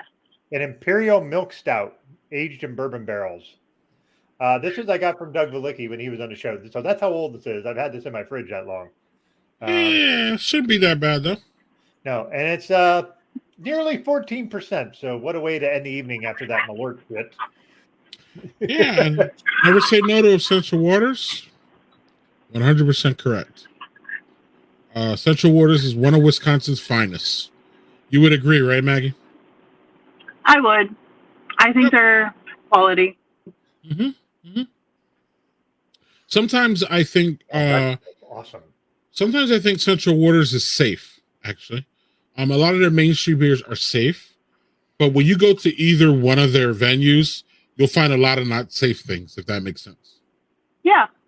Yep. Yeah, I feel like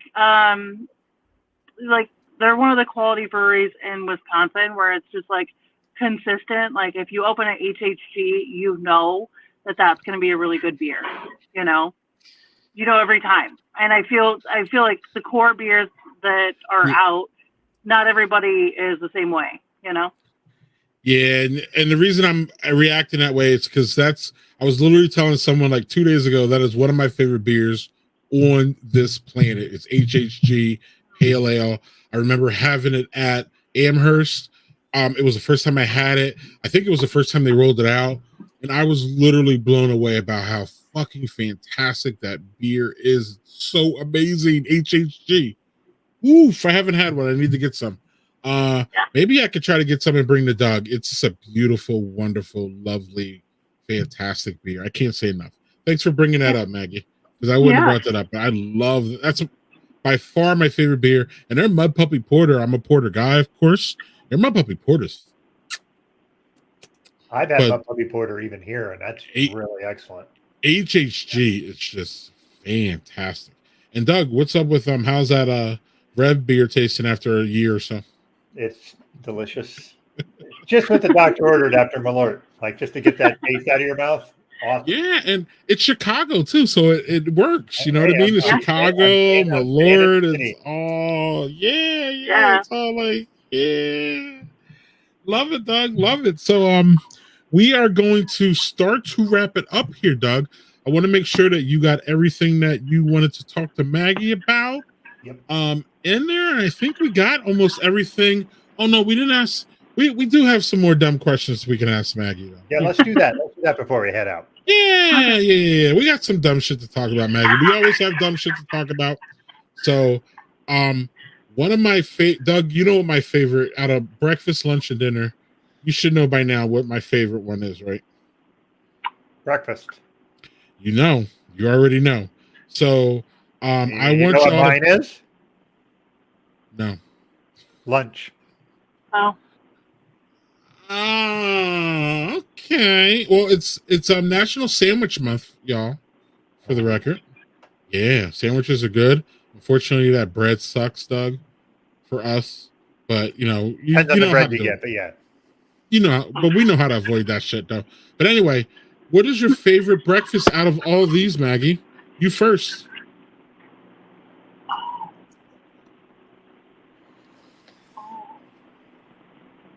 Oh, dang. Okay. Eggs Benedict or breakfast burrito? Breakfast burrito. Breakfast burrito. What was the other one? Damn. Actually, I take it back. Breakfast sandwich or Eggs Benedict. I do like Eggs Benedict, but it's if I'm like being a bougie bitch and at brunch. But like a breakfast sandwich definitely serves a purpose. You know what I mean? Like, because like I can get that at Quick Trip. Quick Trip really flaws for me at this point. But they should be sponsoring you. Yeah, they should. I'm here all the time. But yeah, so you can get it at like Quick Trip, or you can get like a really nice one, or you can make one. Like Alley Boys in Milwaukee They make their handmade bagels. Then they just go bonkers on these like breakfast sandwiches, and it's a beautiful experience. There's also a bagel place called Locks, Stock, and Bagel in Green Bay. Also killer bagel breakfast sandwiches. So I feel like I just answered my own dilemma. Breakfast sandwich. So okay. Yeah. Where's everyone else? You don't necessarily have to pick one, but that's fine. Doug, what's going on? Where are you at, Doug? So I'm going to say that if I had to pick one and I didn't have to worry about my heart exploding, it would probably be chicken and waffles. Oh. I fucking love chicken and waffles. I love chicken and waffles. Although eggs Benedict is delicious, and breakfast burrito would be third. Doug, not avocado toast? I'm going to tell you, avocado toast is ahead of steak and eggs. I don't think steak should be with breakfast at all. I'm a weirdo. I think that shouldn't be a breakfast. Okay. This is extremely difficult for me. I mean, this is almost impossible. It literally is. But I will just go with the tried and true, without a doubt. I'm with Maggie, breakfast sandwich. And then you got, you could do bagels, you could do biscuits, you could do English muffins. There's a lot of variety there. Yeah. Biscuits are done. Croissants. I mean, there's so much variety. And then you got like steak, you could do, well, that doesn't do the steak, but you could do bacon, which is not great for us, Doug, but I can slip in one piece, sausage, ham, just none of that with cheese, eggs. I mean, I'm totally. And then breakfast burrito are underrated. And then somebody here said, what about breakfast wrap? Isn't that a breakfast burrito? Yeah. Kind of. Okay. Manny made a point. He's like, Cuban breakfast sandwich. I'm like, fuck, that would be awesome. I love breakfast Cuban sandwich. sandwiches, and making a breakfast sandwich. Oh, yeah. And I'm going to get there, Doug. Yeah, steak and eggs for JSG. So there's a steak and eggs now. A bougie California. So breakfast burritos and quiche. Okay. Oh, yeah. Okay. Yeah. No cereal, Manny. Sorry. All right. Here's the question, though. What Fuck your list. cereal, if you were eating cereal, what cereal would you eat? Like, you're like, I have to eat cereal today for breakfast. What are you eating? Fruity Pebbles. Oh, okay. Fruity Pebbles. That's me, though. How about Oops, no berries? Or Oops, all berries? Oops, all berries would be better, because the fucking Crunch berries, the Captain Crunch, would be like the shit that rips your fucking mouth apart. Oh, Doug doesn't like that shit. He doesn't like little things in his teeth, Maggie. So he doesn't like popcorn. No, Greg, I love Captain Crunch with Crunch berries. I just know that my mouth is going to be fucked up afterwards. That's all. Yeah. Okay, don't correct me though. You don't like little things in your teeth. Well, sure. I don't like popcorn because it sticks in your teeth. I don't like that shit. No. Yeah. Why? Whatever. Anyway. Yeah. So Fruity Pebbles, Fruit Loops. What are French toasters? That's what their brand of French toast or Cinnamon Toast Crunch. Maybe. Probably, or like the Cinnamon Toast Crunch version is French toasters. French toaster. Hey, Doug is a fiber. Is that I think it's a dig, Doug. I could be wrong. Could be a dig. The thing is, when I do eat cereal, it's almost always Honey Nut Cheerios. Ooh, that's solid. That's solid. And the only reason is because like less sugar, and they say it's heart healthy. It's not. It's got a lot of sodium in it, whether you think it does it or not. It's Malto Meals. It's basically Malto Meals Cinnamon Toast Crunch. Right, man? Oh. Yeah. It's heaven, he says. All right, Maggie, what is your cereal? We didn't hear from you. Yeah, did we? Yeah, Cinnamon Toast Crunch. Cinnamon Toast Crunch all the way. I love that cereal. I do like Honey Bunches of Oats. Is that what it is? Was that what it is? Oh, that Honey Bunches of Oats. Yeah, and it has those little crunchy little. Yeah. See, Doug would not go for that shit, right, Doug? No. Doug doesn't even eat pistachios because they get in his teeth. Yep.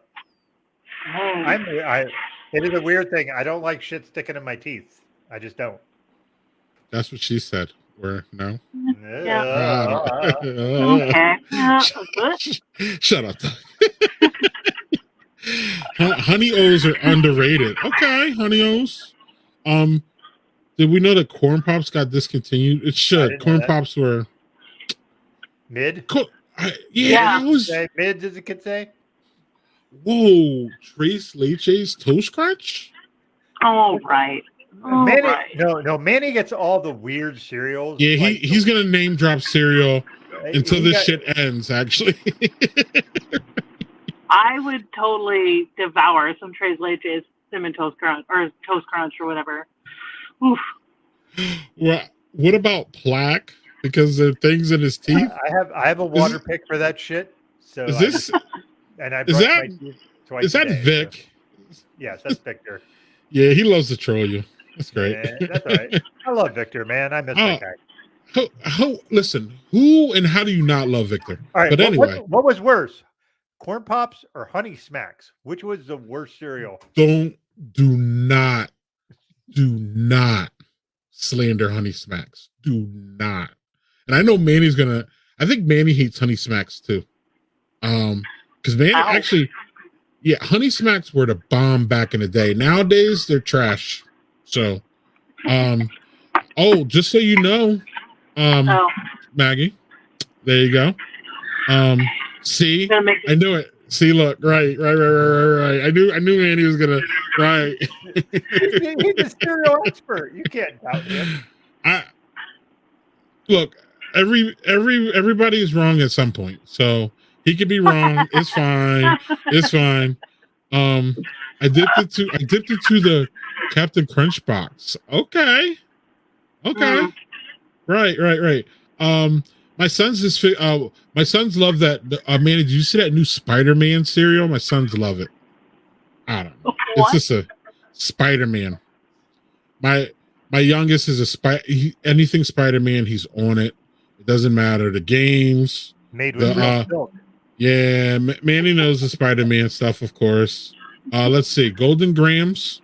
Until I have to go throw up and eat grass.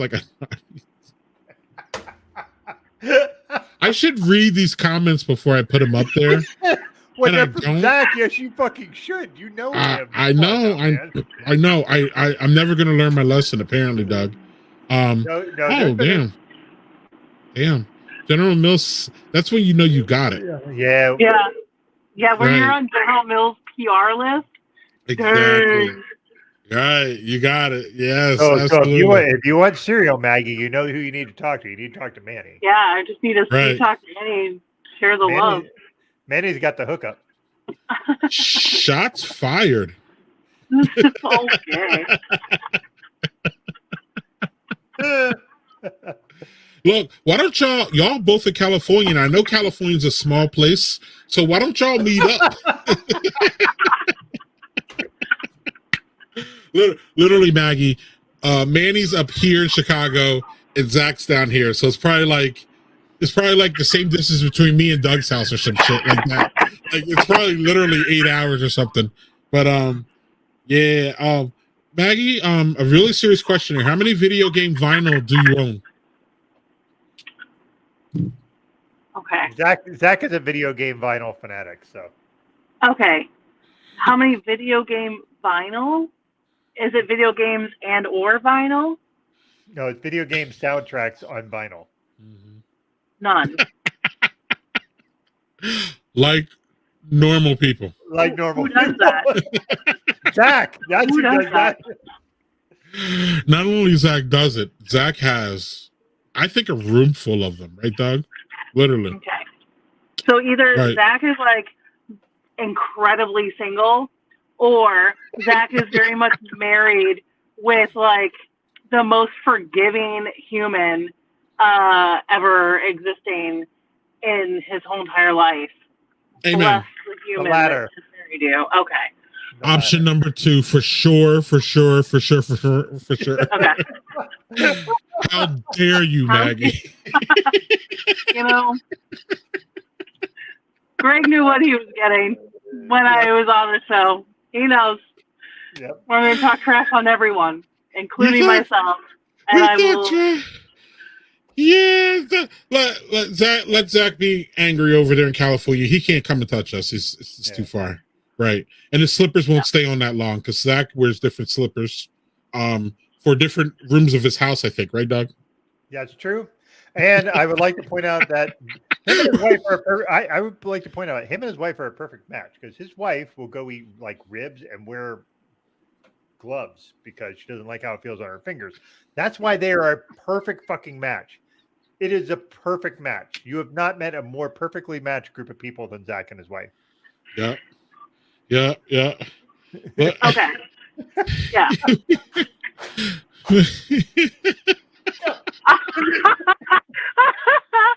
Oh, that's the best comment. Oh, so funny. Y'all are a riot.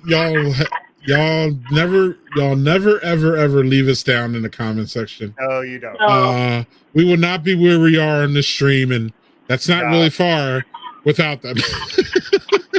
But the thing is, like, this is the thing. We have just a small group of loyal people who just hang with us every week. It's like a bunch of friends who just fucking hang out every Friday. It's awesome.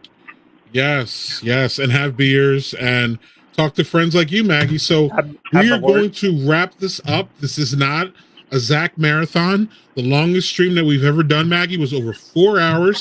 That was with Zach. Oh, that makes sense.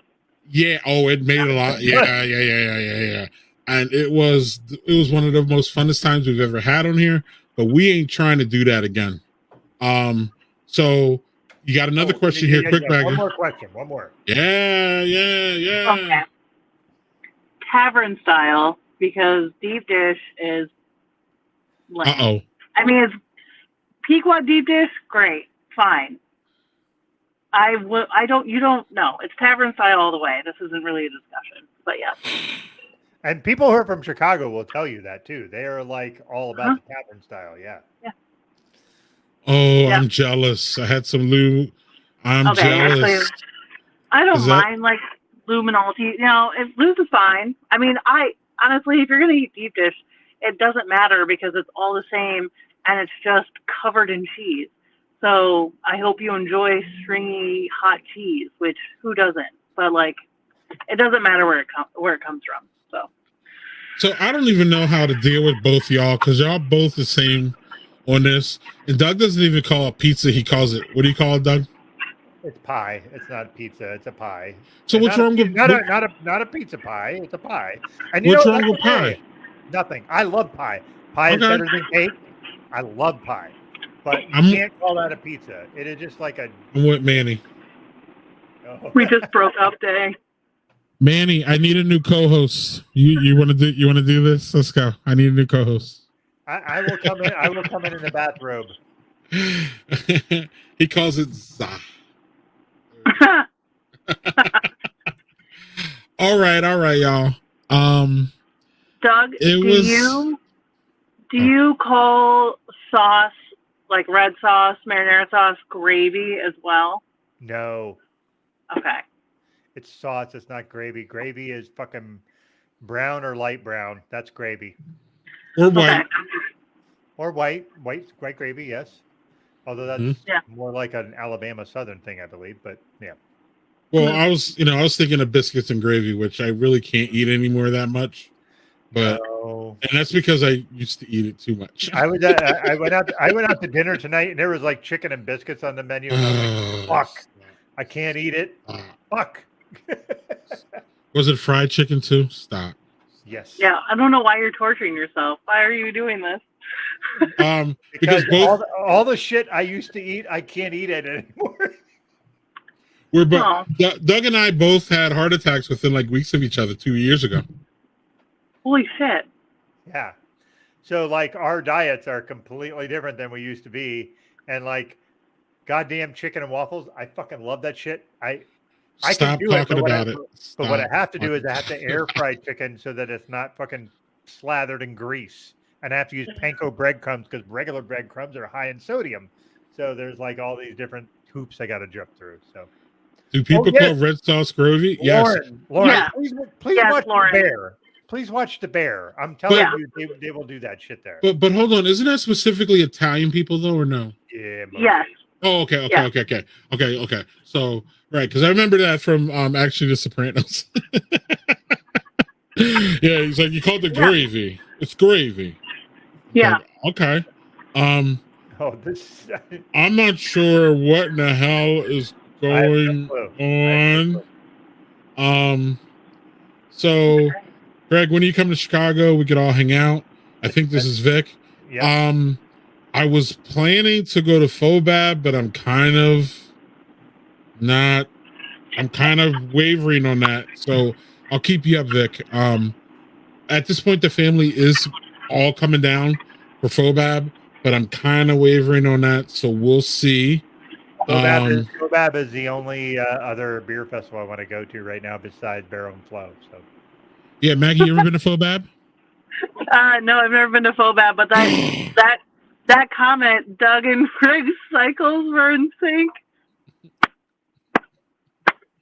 Is that Vic? Yeah. That was Manny. So good. Oh, okay. That was Vic. That was Vic. Sorry. Okay.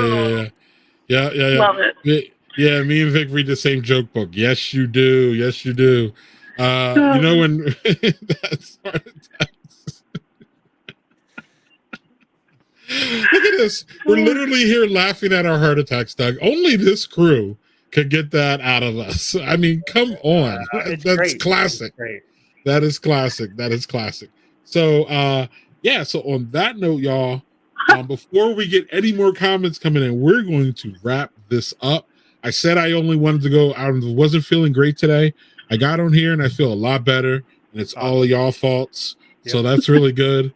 But I do need to go and rest because I got a road trip next week, y'all. So next week we will have an encore presentation. So we will be here, but we won't be here because we'll be in Pittsburgh, y'all. So we will have an encore presentation of our friend. Doug, can you tell me his full name? His first name is Greg Washington. He's an actor. He wrote a book. Greg Copewhite. Yes, Greg Copewhite. I missed the middle part of his name. And he's still relevant because he is I'm sorry, he's not an actor. He's a producer, right, Doug? Oh, he's also been an actor too. Yes. Okay, yeah. And then he's all caught up in the strike, and that's still going, unfortunately. I think there might be a crack in that, Doug. I don't know if you heard. There might be something coming on soon. Yeah, okay. So there might be something going on. Maggie, we're not trying to go down that rabbit hole, but I don't know if you know about the writer's strike and all that, but that shit's a mess. Yeah, it's horrible. It's really horrible. I hope they really get that figured out, not only just for our entertainment, but for the people who work. And, like, it's not just about Tom Cruise and, Cillian Murphy and all those guys, which it is about, but it's about, like people who literally, people like us, quote, respectfully, nobodies who work on the sets and all that. And those people need to be compensated good too. Tom Cruise is going to make his money, and, as he should. I'm not saying they shouldn't. But Baggy. So before we go, anything that you want to tell our audience about Rev? What's going on with Rev? For people who are in Wisconsin, anything we should look out for? Give us that Rev pitch before we go. Just the Super Zero is coming out at the end of September for at least Wisconsin. And I know some of the other outer markets, it's probably going to hit, obviously, the Chicago area sooner than that. So look out for that. Next weekend, I know you guys will be at Barrel and Flow, but I will be at Great Taste. So I have spent, the last 6 to 9 months planning this with the whole team, and we have a ton of people coming up from Rev. Very excited. Our pre-party is at the Essen House. We also have 2 very, very special barrels that'll be at Forward Craft and Coffee, which is on Atwood in Madison. A barrel that Marty made specifically for Forward with a new roast, I believe, from Dark Matter. So it's one of one, and they're tapping at 10 a.m. on Friday. So that is where I will be. yeah, it should just be a blast, a lot of fun. Otherwise, we're just heading into, standard Oktoberfest season. We have Imperial Anti-Hero coming out this fall as well, so that would be a 10% double IPA. Super, super yummy. I don't know. Kind of it. I mean, the standard seasonal stuff, so like Christmas and Dragon Fruit, Pursuit of Freedom. So if you're looking for yet another sour from us, we have a specialty of the Pursuit of Freedom. I know our Saison just hit Wisconsin, which is Lucia, and that's named after like a labor activist in the Chicago area. So, yeah. Excellent. And when is that hop water? When is that going to see the light of day? Anytime soon? Yeah, the end of September, early October is our launch in Wisconsin. So awesome. You'll see Super Zero. I'm going to pull the can back up. Yeah. Super Zero with Nectron and Sabro hops, but it's just sparkling hot water. Yeah. Sabro. Yeah, that's one of Greg's favorite hops. Oh, I love that shit. Love it, love it, love it, love it, love it. Okay, Maggie, it was excellent. And we hope to have you back soon. We'll make sure that Doug does all this so it gets done. And well, we'll make sure that you do the booking of Maggie so that she gets here, because I failed on that. So it's all good. It was a joke. Laugh. It was a joke. I thought you were digging on our guests. Don't do that. No. I was digging on me. No. Right. So no. Right. Yeah. It's my fault. I made the comment that his follow through. Yeah. Right, and I'm taking full responsibility for my ineptness, Doug. So let me take it. And I was poking fun at myself. Let me go here. Let me go. Right. Maggie's right. Right. So anyway, we will Doug, I don't know. We're just gonna go out with Maggie, if that makes sense. And we will see y'all next week with Greg. What's his name again? Greg Cope White, who's a great guest. If y'all missed that, it's fun. I mean, he gets into the whole strike thing. I mean, he has a really interesting perspective, being a gay man in Hollywood. So it's really, really interesting. And was a gay man in the Marines. And he was a gay man in the Marines. Wrote a whole book about it. And so it's pretty fun.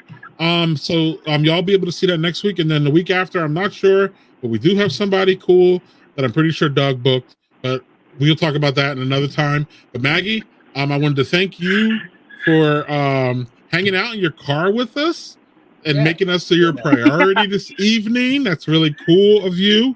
And I will hopefully see and talk to you soon-ish.